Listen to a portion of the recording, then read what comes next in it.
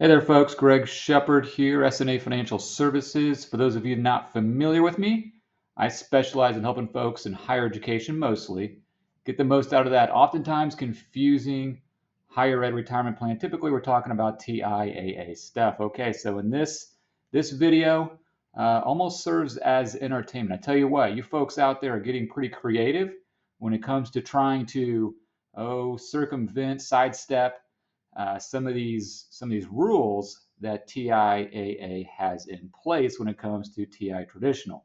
Okay, so hang tight. We'll get to that here in just a second. So again, Greg Shepard, independent fee-only financial advisor here in Kansas City. If you want to simplify your TIAA life, by all means, contact me. My information should be below. Feel free to reach out to me, and we'll see if we can get you squared away.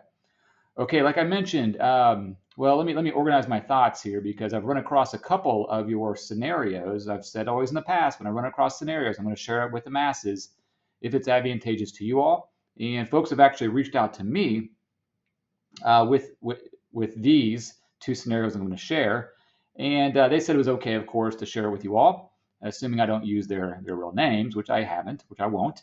But it's almost becoming a point of entertainment. Okay. So I think I didn't ask. I failed in asking why these two individuals went about what they did, but I theorize. I believe what's going on here is the TI traditional. By the way, we're in March. No, April, early April, 2024. That's important because March 1st of 2024, TI traditional rates lowered quite significantly for new deposits going in. So a lot of you out there have heard my podcast, watched my videos on the 120-day restoration rule, basically where you're flipping those TI traditional monies, reintroducing them, those monies into traditional at a higher rate.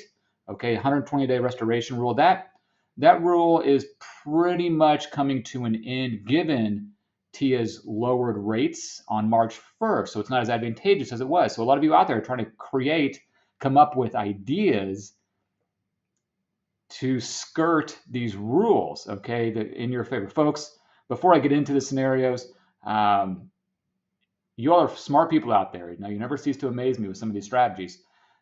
Any strategy you've thought of when it comes to TI traditional, someone else has thought of it 20 years ago, and TIAA has thought about it before prior to that person 50 years ago, okay? So what I'm getting at, there's nothing out there you probably can think of strategy-wise that can circumvent some of these rules and restrictions that TIAA hasn't already thought of.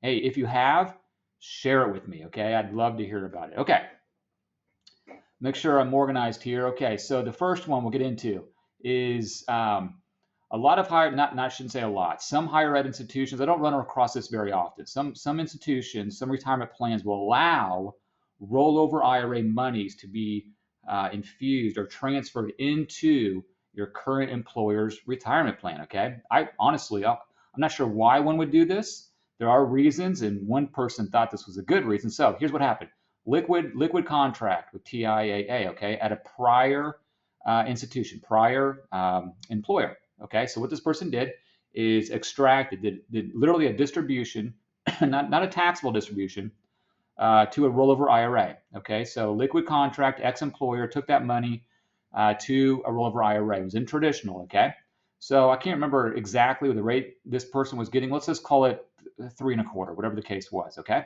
so it's a pretty low rate rollover IRA. New institution allowed for rollover IRAs to be transferred into the current retirement plan. Okay, so maybe you get an idea where I'm going with here. So this person did that, took the rollover IRA, transfer that money into the higher ed retirement plan. Okay, again, liquid contract, introduced those monies to TI traditional, thinking he was going to go from, I'm making these numbers up, 3.25 to whatever the new rate is, 4.75. Okay, didn't work. All right, he even called TIA and said, hey, these are new deposits going into TI traditional. How come I'm not getting the current rate?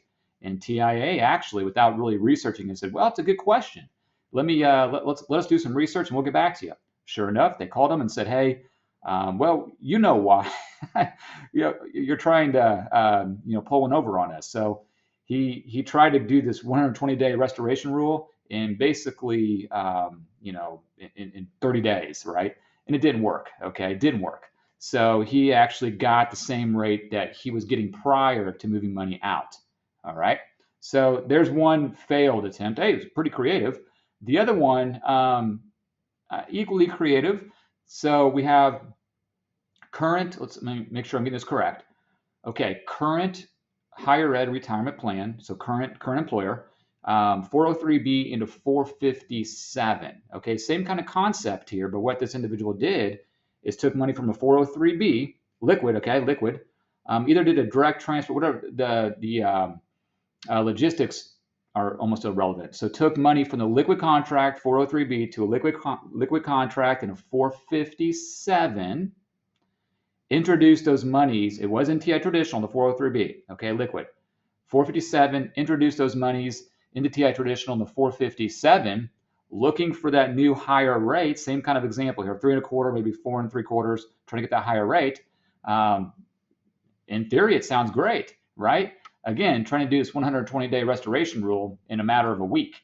And TIAA got wind of it again. The person called TIAA and said, hey, I put these new monies into TI traditional, my 457. How come I didn't get the new rate?